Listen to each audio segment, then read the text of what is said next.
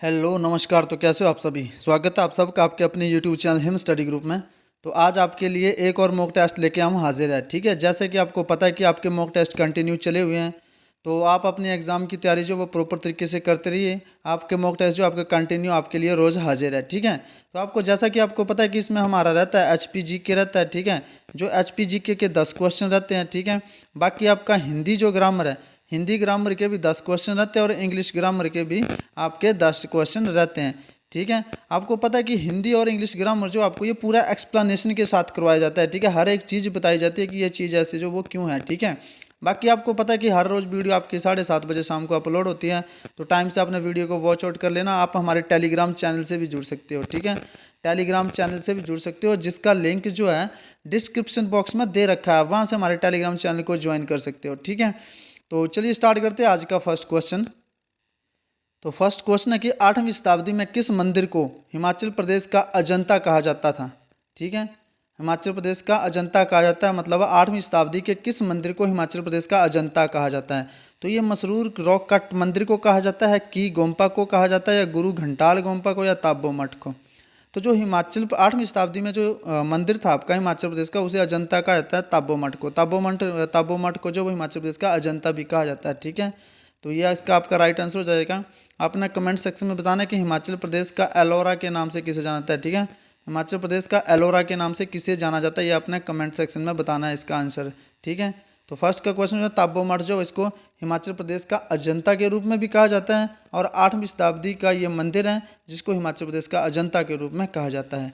आपने comment section में बताना कि एलोरा जो है वो एलोरा के नाम से किसे जाना जाता है, किस मंदिर को जाना जाता है। चलते हैं नेक्स्ट क्वेश्चन की ओर।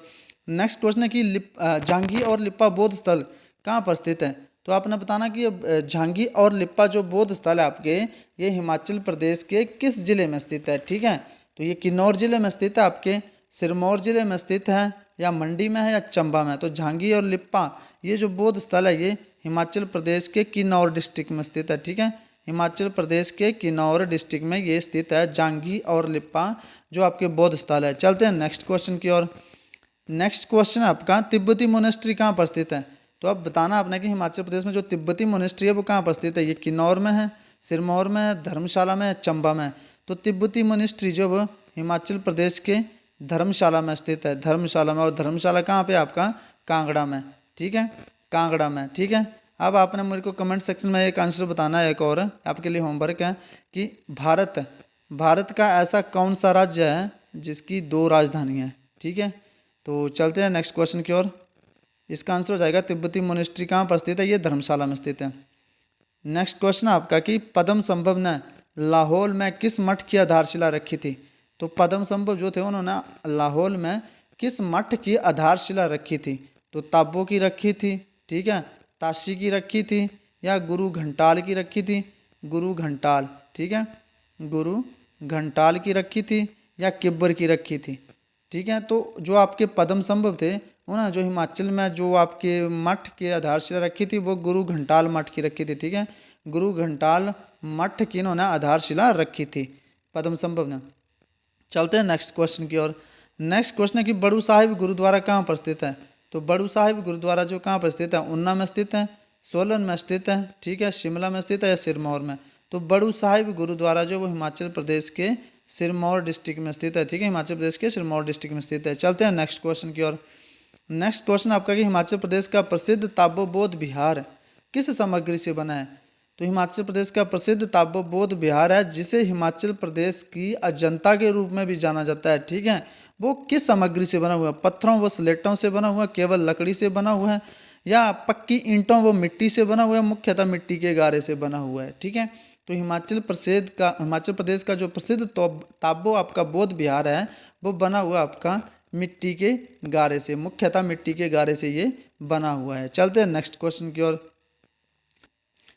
नेक्स्ट क्वेश्चन आपका पौंटा साहिब और रिवालसर गुरुद्वारा, ठीक है, पौंटा साहिब और रिवालसर गुरुद्वारा जो है किस गुरु से संबंधित है।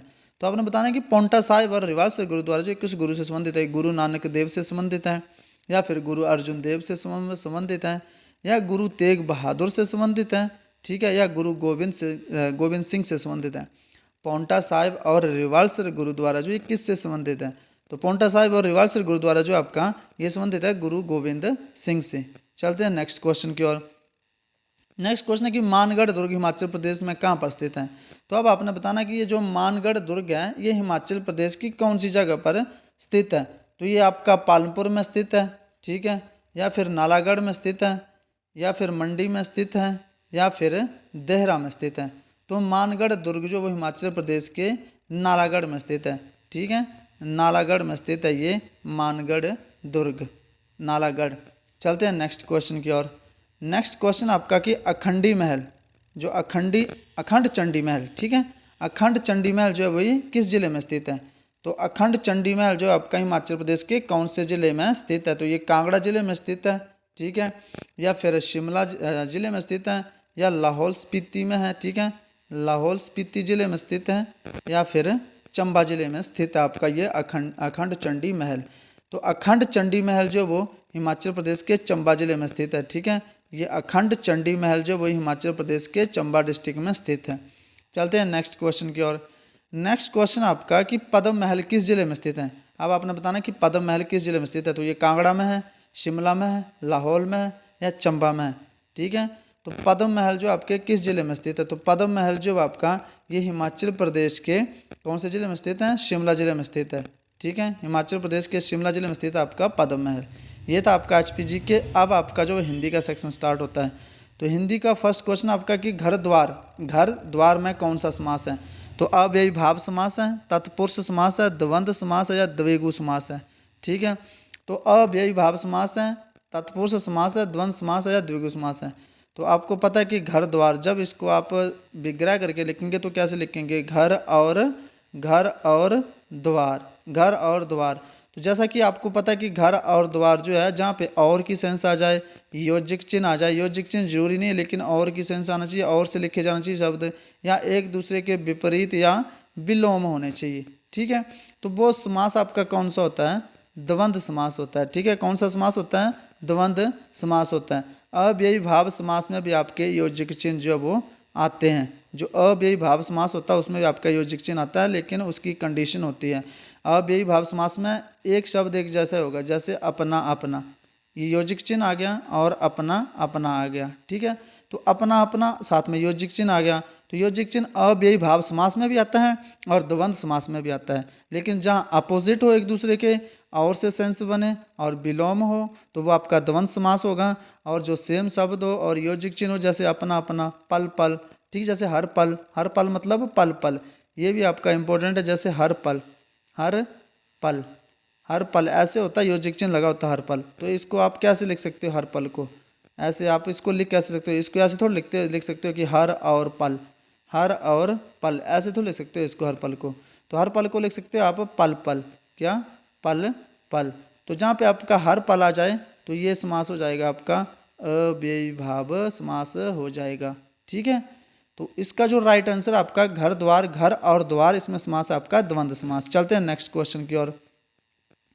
नेक्स्ट क्वेश्चन आपका कि ये आपका बता दिए द्वंद्व समास है। नेक्स्ट क्वेश्चन आपका कि आंगन का पर्यायवाची शब्द क्या होगा। पर्यायवाची शब्द और विलोम शब्द हमने ज़्यादा लिए इसमें।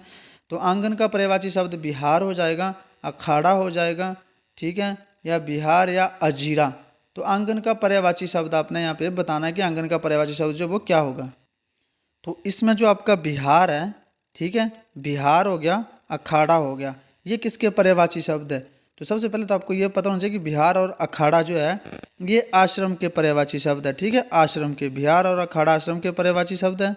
अब जो आपका आंगन है, तो आंगन का जो पर्यायवाची शब्द है वो अजीरा हो जाएगा, ठीक है, आंगन का पर्यायवाची शब्द आपका अजीरा हो जाएगा।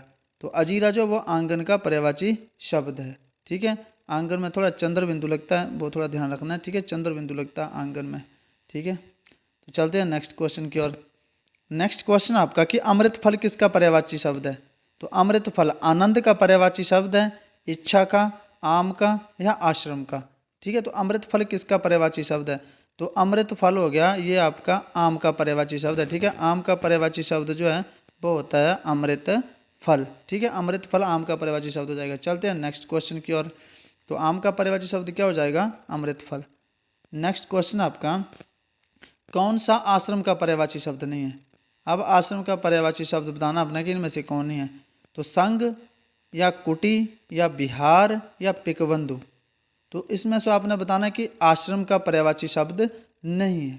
ठीक है, तो आपको पता है कि आश्रम का पर्यायवाची शब्द क्या क्या होते हैं। एक मठ होता है, ठीक है, एक बिहार होता है, मठ हो गया, बिहार हो गया, कुटी हो गया, ठीक है, अखाड़ा हो गया, अखाड़ा हो गया। ये सारे आपके किसके पर्यायवाची शब्द है, ये पर्यायवाची शब्द आपके आश्रम के। तो अब आपने बताना है कि ये संघ, संघ भी जो आपका संघ है, संघ का भी ध्यान रखना, संघ थोड़ा शब्द डिफरेंट है, लेकिन संघ जो है ये भी आपका आश्रम का पर्यायवाची शब्द है। ठीक है, तो पिकबंधु जो आपका यहाँ पे पिकबंधु, ये आपका आश्रम का पर्यायवाची शब्द नहीं है। तो जो पिकबंधु आपका, ये जो आपका पर्यायवाची शब्द है, ये भी आम का पर्यायवाची शब्द है। ठीक है, आम का पर्यायवाची। और रसाल भी होता है, आम, रसाल, अमृत फल, ये सारे आपके आम के पर्यायवाची शब्द है। तो इसमें पूछा कि कौन सा आश्रम का पर्यायवाची शब्द नहीं है, तो पिकबंधु जो आश्रम का पर्यायवाची शब्द नहीं है, ये जो आम का पर्यायवाची शब्द है। चलते हैं नेक्स्ट क्वेश्चन की ओर। नेक्स्ट क्वेश्चन है कि आकाश का विलोम शब्द क्या होगा। तो धरती हो जाएगा, पृथ्वी हो जाएगा, पाताल हो जाएगा या जमीन हो जाएगा। तो आकाश का विपरीत शब्द आपको पता है कि धरती तो होगा नहीं, ठीक है, धरती वो होगा नहीं। आकाश का जो है तो सारे मतलब ऐसे, लेकिन आपको जो एप्रोप्रिएट वर्ड है वो यहाँ पे फाइंड आउट करना है। तो धरती भी नहीं होगा, पृथ्वी भी नहीं होगा, जमीन भी नहीं होगा, पाताल। आकाश का विपरीत शब्द क्या होता है, आकाश का विपरीत शब्द हो जाएगा पाताल। ठीक है, आकाश का विपरीत शब्द हो जाएगा पाताल। चलते हैं नेक्स्ट क्वेश्चन की ओर। नेक्स्ट क्वेश्चन है कि कठोर का विलोम शब्द क्या होगा। कठोर का विलोम शब्द, ठीक है, क्या होगा। तो कठोर का विलोम शब्द क्या हो जाएगा, मृदुल, सरल, कोमल या मीठा। ठीक है, तो कठिन जो जैसे कठिन होता है आपका, कठिन का विलोम शब्द होता है आपका क्या, सरल। कठिन का विलोम शब्द होता है सरल। ठीक है, तो इसका जो हो जाएगा कठोर का, ये मृदुल या कोमल दोनों हो जाएंगे। ठीक है, मृदुल और कोमल इसके दोनों पर्यायवाची शब्द हो जाएंगे कठोर के, कठोर के। ठीक है, और सरल का विलोम शब्द होता है आपका कठिन। ठीक है, तो चलते हैं नेक्स्ट क्वेश्चन की ओर। नेक्स्ट क्वेश्चन आपका, जिसकी कल्पना ना की जा सके। कल्पनीय, कथनीय, अकथनीय, अकल्पनीय। तो जिसकी कल्पना ना की जा सके उसको क्या बोलते हैं, उसको बोलते हैं अकल्पनीय। ठीक है, जिसकी कल्पना ना की जा सके। चलते हैं नेक्स्ट क्वेश्चन की ओर। नेक्स्ट क्वेश्चन है कि चक्रधर में कौन सा समास है। तो तत्पुरुष समास है, कर्मधारय समास है, द्वंद्व समास है या बहुब्रीहि समास है। तो चक्रधर अर्थात चक्र को धारण करने वाला, चक्र को धारण करने वाला कौन, विष्णु। ठीक है, चक्र को धारण करने वाला कौन, विष्णु को बोला जाता है चक्रधर। चक्रधर, तो चक्रधर जो है इसका अपना कोई अर्थ नहीं है, बल्कि ये किसी विशेष अर्थ को प्रकट कर रहा है। जो अपना अर्थ छोड़कर किसी विशेष अर्थ को प्रकट करे, उसमें कौन सा समास होता है, उसमें समास होता है आपका बहुब्रीहि समास। चक्र को धारण करने वाला अर्थात विष्णु, इसमें समास हो जाएगा बहुब्रीहि। चलते हैं नेक्स्ट क्वेश्चन की ओर। गौरी शंकर, गौरी शंकर में समास बताना अपना। तो गौरी शंकर को लिखा जाता है गौरी और शंकर। ठीक है, गौरी और शंकर। तो गौरी शंकर में जो समास होगा आपका, वो होगा आपका द्वंद्व समास। ठीक है, द्वंद्व समास आपका गौरी शंकर हो जाएगा। आपको पीछे एक्सप्लेन कर दिया कि और का जो सिस्टम है और क्या क्या चलता है, ऐसे ये पीछे आपका एक्सप्लेन कर दिया द्वंद्व समास का। तो गौरी शंकर में हो जाएगा आपका द्वंद्व समास। ये था आपका हिंदी का। चलते हैं नेक्स्ट आपका, अब चला आपका इंग्लिश का सेक्शन। ठीक है, तो इंग्लिश में आपका फर्स्ट क्वेश्चन है the car is dash then the one I saw yesterday. तो सबसे पहले तो आपने ध्यान से समझना कि बोल क्या रहा है। ठीक है, अगर आप समझ लेते हो कि ये जो आपका सेंटेंस है ये बोल क्या रहा है, तो आप इजीली पिक कर पाओगे कि आपने फिलअप क्या करना है, फास्ट करना है, फास्टर करना है या फास्टेस्ट करना है।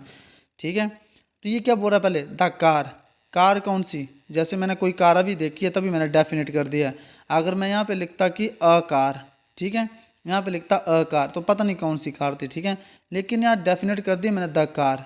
अब आगे बोल रहा है the car is dash then the one, एक और कार थी। ठीक है, यहाँ पे एक और कार को बोला गया, ये अब देन द वन जो एक और कार के लिए यूज़ करा गया है। ठीक है, आई सा यस्टरडे, मैंने देखी थी कल। ठीक है, ये वन जो द वन यूज एक और कार है उसके लिए यूज करा गया है। तो car is dash then the one I saw yesterday, मतलब पहली बात देन का यूज़ कहाँ करते हैं, कंपैरिजन में। पहली बात तो आप यहाँ से समझ सकते हो। दूसरी बात है कहाँ से समझना इसने कि क्या भरा जाएगा, कंपैरिजन थोड़ा बहुत लग गया होगा किसी को, हिंट इसका पता है कि क्या आंसर होगा। द कार इज, ठीक है, फास्टर देन द वन। अब ये कार ये है, एक दो है, तो दोनों में तुलना हो रही है, ठीक है। देन का यूज कंपैरिजन के लिए करा जाता है। दैट आई सा यस्टरडे, ठीक है। The car is faster, the car is faster then, ठीक है, the car is faster then the one I saw yesterday. The car is faster then the I saw, the car is faster then one I saw yesterday, ठीक है। तो यहाँ पे क्या भरा जाएगा, कंपैरेटिव, कंपैरिजन हो रहा है ना, दो चीज़ों में कंपैरिजन हो रहा है। तो the car is faster than, than मतलब उससे दो जगह यूज होता है आपका देन का यूज। आप ध्यान से देख लीजिए कौन सा देन कहाँ कहाँ पे यूज होता है। दो देन होते हैं, ठीक है, वो क्या कब यूज होते हैं। तो ये जो देन है आपका, ये होता है आपका कंपैरिजन के लिए यूज़, ठीक है। और ये देन जो है ये होता है बाद के लिए यूज, ठीक है। तो car is faster then the one I saw yesterday, यहाँ पे देन आ जाएगा। चलते हैं नेक्स्ट क्वेश्चन की ओर। नेक्स्ट क्वेश्चन आपका कि we shall now begin the work here. आपने यहाँ से बताना कि we shall now begin the work. आगे एक्सप्लेनेशन दी आपको कि आपने बताना कि जो वर्ड नाउ, ये वर्ड नाउ जो है वो जो इसमें क्या है। तो ये एडवर्ब ऑफ टाइम है, एडवर्ब ऑफ प्लेस है, एडवर्ब ऑफ फ्रीक्वेंसी है, या एडवर्ब ऑफ मैनर है। तो ये जो बता रहा है आपका एडवर्ब ऑफ नाउ, इसको ये क्या बोलते हैं हम, एडवर्ब ऑफ टाइम, ठीक है। एडवर्ब ऑफ टाइम, नाउ जो आपका ये आता है एडवर्ब ऑफ टाइम। तो एडवर्ब ऑफ टाइम में आपका किसका रिप्लाई आता है, एडवर्ब ऑफ टाइम में आपका व्हेन का रिप्लाई आएगा, ठीक है। मतलब व्हेन का, कि कोई चीज़ जो है वो कब हुई है। आपको कैसे पता लगेगा कि कोई चीज़ जो है वो कब हुई है, ठीक है। तो व्हेन का रिप्लाई आएगा। मतलब और क्या क्या आता है इसमें, यस्टरडे आ जाएगा एडवर्ब ऑफ टाइम में, ठीक है। यस्टरडे आ जाएगा, पिछले कल, सून जल्दी ही, लेट, ठीक है, अर्ली, अर्ली, ठीक है, रिसेंटली हाल ही में, रिसेंटली होता हाल ही में, ठीक है।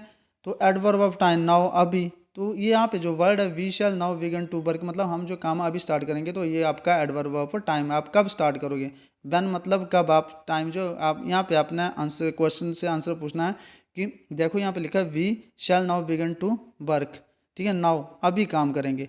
तो ऐसे होता है we shall begin to work, तो कब, अभी, ठीक है। तो अभी, तो अब का रिप्लाई आता है मतलब कब, अब, ठीक है। तो मतलब ये कि आप जो काम करोगे, एक्शन करोगे, कब करोगे, वो अभी करेंगे या कल करेंगे या सून करेंगे या रिसेंटली करेंगे, कब करेंगे। ये नाउ जो आपका बताता है कि आप एडवर्ब ऑफ टाइम को डिनोट कर रहा है। चलते हैं नेक्स्ट क्वेश्चन की ओर। नेक्स्ट क्वेश्चन है कि आपका Ali once met me in Karachi, I have not seen him since, ठीक है। तो आगे बताया आपने पॉइंट आउट करना कि एडवर्ब ऑफ टाइम जो मतलब इसमें कौन सा है। एडवर्ब ऑफ टाइम जो है ये जो आपका पूरा सेंटेंस है, अली वंस मिट मी इन कराची, एक बार मुझे कराची में मिला, आई have not seen him since, तब से उसको मैंने नहीं देखा, ठीक है। एक बार कराची में मिला तो उसके बाद उसको मैंने नहीं देखा। तो आपने इनमें बताना है कि पॉइंट आउट करना है कि इनमें से पॉइंट जो एडवर्ब है पॉइंट ऑफ टाइम वो कौन सा है, वंस है, मेट है, सीन है, या सिंस है। तो इसमें जो आपका एडवर्ब ऑफ टाइम है वो सिंस है, कब से, तब से, तब से कब, एक बार मिला है कराची, उसके बाद से, उसके बाद से मेरे को वो नहीं मिला, ठीक है। तो सिंस जो आपका इसमें एडवर्ब ऑफ टाइम है। चलते हैं नेक्स्ट क्वेश्चन की ओर। नेक्स्ट क्वेश्चन है कि जैन ऑफन मेक्स मिस्टेक। तो आपने बताना कि the word often is an adverb of. तो आपका जो एडवर्ब ऑफन जो वो कौन सा एडवर्ब है, आपने ये बताना कि ऑफन जो है ये एडवर्ब कौन सा है। तो ऑफन क्या होता है, कोई चीज़ जो कोई काम हो रहा है वो कितनी बार हो रहा है, ठीक है। जैसे कोई काम वो कितनी बार हो रहा है, तो वो ऑफन हो रहा है, ठीक है। ऑफन होता है अक्सर हो रहा है, ठीक है, या फिर डेली हो रहा है, ये कोई काम डेली हो रहा है, या फिर ऑलवेज हो रहा है, ठीक है, ऑलवेज हो रहा है, या फिर सेल्डम हो रहा है, कभी कभी ना के बराबर हो रहा है, मतलब सेल्डम होता है ना के बराबर, या नेवर कभी नहीं हो रहा है, ठीक है, या फिर ओकेजनली, ओकेजनली मतलब कभी कभार हो रहा है। तो Jane often makes mistake, the word often is an adverb. तो ओफन जो एडवर्ब है वो कौन सा है, वो एडवर्ब ऑफ फ्रीक्वेंसी है। एडवर्ब ऑफ फ्रीक्वेंसी ये बताता है कि कोई काम जो वो कितनी बार हो रहा है, ठीक है। एडवर्ब ऑफ फ्रीक्वेंसी ये बताता है आपको कि कोई काम जो वो कितनी बार हो रहा है। तो Jain makes often mistake, Jain जो मतलब मिस्टेक कब कब करता है, तो जैन जो मिस्टेक अक्सर करता है, ऑफन करता है। तो ऑफन जो आपका यहाँ पे एडवर्ब ऑफ फ्रीक्वेंसी है, और एडवर्ब फ्रीक्वेंसी ये बताती है कि कोई चीज़ कब कब हो रही है, कितनी बार हो रही है, डेली हो रही है, ऑलवेज हो रही है, सेल्डम हो रही है, सेल्डम ना के बराबर है, नेवर या कभी नहीं हो रही। ठीक है, तो ये आपका एडवर्ब ऑफ फ्रीक्वेंसी आ जाएगा। चलते हैं नेक्स्ट क्वेश्चन की ओर। नेक्स्ट क्वेश्चन आपका कि the weather is dash today. तो यहाँ पे आपने बताना है कि क्या भरा जाना है, सन्नी भरा जाएगा, सनली भरा जाएगा, सन्नियर। तो weather is sunny today, weather is sunny today, sunny today. ठीक है, तो वेदर इज सनी टुडे, तो सनी आ जाएगा यहाँ पे। ठीक है, चलते हैं नेक्स्ट क्वेश्चन की ओर।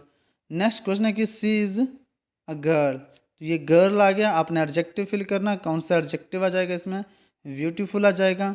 ठीक है, या फिर ब्यूटीफुली आ जाएगा, या मोर ब्यूटीफुली आ जाएगा। तो she is a beautiful girl, क्या, ब्यूटीफुल गर्ल। आपको एडजेक्टिव चाहिए, तो यहाँ पे जो आपका एडजेक्टिव आ जाएगा beautiful, she is a beautiful girl. अगर ऐसे होता शी इज़ ब्यूटीफुल, तो यहाँ पे बीच में आर्टिकल भी नहीं आता। ठीक है, ऐसे होता है डायरेक्टली कि सी इज़ ब्यूटीफुल, तो बीच में आर्टिकल नहीं आता। यहाँ आर्टिकल आया है क्योंकि आगे क्या आपका ये नाउन है, गर्ल क्या है, नाउन है।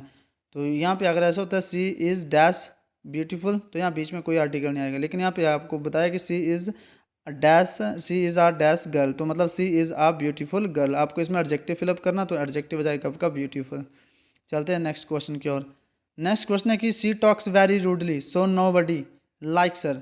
मतलब वह जो बात करती है, बात कैसे करती है, आपने इसमें ये बताना है कि जो बात कैसे करती है। तो इसमें एडवर्ब बताना है आपको कि एडवर्ब कौन सा है। तो शी टॉक्स, वर्ब से वट का रिप्लाई जो होता है, ठीक है, नो सॉरी, वर्ब से वट का रिप्लाई जो होता है वो आपका ऑब्जेक्ट बनता है। लेकिन जो वर्ब को क्वालिफाई करे वो आपका एडवर्ब होता है। ठीक है, जो वर्ब को क्वालिफाई करे, ध्यान रखना, जो वर्ब को क्वालिफाई करे वो एडवर्ब। ठीक है, और जो एडवर्ब को क्वालिफाई करे वो भी एडवर्ब। ठीक है, और जो एडजेक्टिव को क्वालिफाई करे, जो एडजेक्टिव को क्वालिफाई करे वो भी एडवर्ब होता है। ठीक है, तो सी टॉक्स वेरी रूडली, तो यहाँ पे आपको बताना है कि एडवर्ब जो आपका रूडली। अब रूडली तो है एडवर्ब, लेकिन एडवर्ब कौन सा है, वह बात करती है, कैसे बात करती है। तो वर्ब से हाउ का रिप्लाई पूछना, हाउ का रिप्लाई, वो कैसे बात करती है, वो बात करती है रूडली। तो रूडली क्या है यहाँ पे एडवर्ब है, और एडवर्ब कौन सा है, एडवर्ब ऑफ मैनर हो जाएगा। ठीक है, एडवर्ब कौन सा है, एडवर्ब ऑफ मैनर हो जाएगा आपका ये। ठीक है, बाकी बैरी, बैरी क्या है इसमें, सी टॉक्स बैरी रूडली। अब बैरी बताना अपना कि बैरी क्या है, यहाँ पे आपने एडवर्ब फाइंड आउट कर लिया रूडली। तो बैरी जो है ये भी आपका एडवर्ब है, यहाँ पे बैरी भी क्या है, एडवर्ब। आपको बताया कि जो एडवर्ब को क्वालिफाई करे वो भी एडवर्ब ही होता है। तो यहाँ पे सी टॉक्स वेरी रूडली, रूडली जो आपका ये एडवर्ब है। चलते हैं नेक्स्ट क्वेश्चन की ओर। नेक्स्ट क्वेश्चन है our college volleyball team fought. ठीक है, हमारी जो कॉलेज की वॉलीबॉल टीम है वो फाउट, मतलब उन्होंने वो फाइट करी है, कंपटीशन दिया, कैसा दिया, क्लियरली दिया, ब्रेवली दिया, नाइसली दिया, फॉर्मली दिया। तो our college volleyball team fought bravely. ठीक है, ब्रेवली, बहादुरी से, बहादुरी से उन्होंने जवाब दिया अपने ओपोनेंट को। ठीक है, ब्रेवली आ जाएगा। ठीक है, BRAVELY, तो ब्रेवली कौन सा एडवर्ब है, एडवर्ब ऑफ मैनर आ गया। फिर उसने कैसे जवाब दिया, मतलब हमारे कॉलेज जो वॉलीबॉल टीम है वो फाउट किया, उन्होंने फाइट करी, कैसे करी, ब्रेवली से करी, बहादुरी से उन्होंने सामना उसका किया। ठीक है, our college volleyball team fought bravely, तो यह ब्रेवली जो आपका एडवर्ब यहाँ पे आ जाएगा। चलते हैं नेक्स्ट क्वेश्चन की ओर। नेक्स्ट क्वेश्चन है कि रेखा स्पीक्स, रेखा स्पीक्स क्या पढ़ा जाएगा यहाँ पे, देन मारिया। तो रेखा स्पीक्स, रेखा स्पीक्स, रेखा ने स्पीक या रेखा बोली, कैसे बोली। तो रेखा स्पीक्स, स्पीक्स, रेखा स्पीक्स, तो फ्लुएंट, रेखा स्पीक्स फ्लुएंट देन मारिया, या रेखा स्पीक्स फ्लुएंटली देन मारिया, या रेखा स्पीक्स फ्लुएंट्स देन मारिया, या रेखा स्पीक्स फ्लुएंटिंग देन मारिया।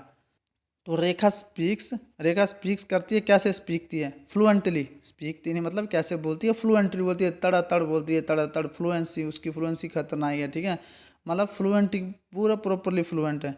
तो वो कैसे बोलती है, जो आपकी रेखा वो स्पीक्स करती है फ्लुएंटली से। ठीक है, तो यहाँ पे क्या भरा जाएगा, रेखा स्पीक्स फ्लुएंटली देन मारिया। ठीक है, तो ये थे आज के आपके क्वेश्चन, 30 क्वेश्चन। आई होप आपको ये जो सेशन है ये पसंद आया होगा। तो आपको पता है कि टोटल 29 या 30 क्वेश्चन रहते हैं। आपने कमेंट सेक्शन में अपना स्कोर जरूर बताना है कि आपने ऐसे 30 या 29 में से कितने स्कोर जो है अप्रोप्रिएट राइट करें। ठीक है, बाकी आपको पता है कि टेलीग्राम चैनल हमारा है, उस पर आप जुड़ सकते हैं, जहाँ हम डेली वीडियो आपकी अपलोड करते हैं। ठीक है, कभी कभी नोटिफिकेशन यूट्यूब पे नहीं आती तो आप टेलीग्राम चैनल से ज्वाइन हो सकते हैं, वहाँ डेली टाइम से आपकी वीडियो जो वो शेयर हो जाती है। ठीक है, तो ये था आज का सेशन। तो मिलते हैं नेक्स्ट सेशन में, तब तक के लिए जय हिंद, जय भारत।